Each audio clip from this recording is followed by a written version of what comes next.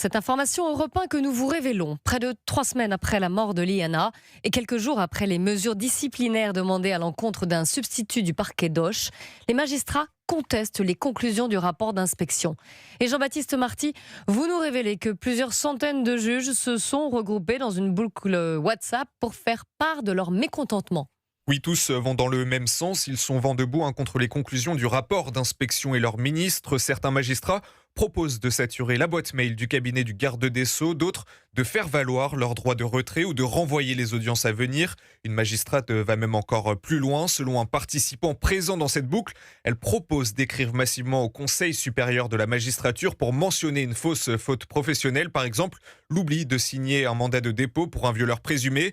L'objectif derrière est bien de saturer les services judiciaires et d'entraver la prise de mesures disciplinaires. Dans cette boucle aussi, certains juges rapportent des échanges avec le substitut mis en cause qui dénonce une décision injuste et explique n'avoir fait que son travail.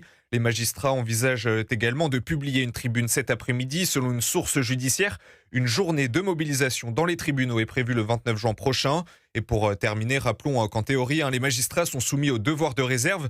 En ayant participé à cette boucle WhatsApp, ils pourraient ainsi s'exposer à des sanctions. Jean-Baptiste Marty du service police-justice d'Europe 1.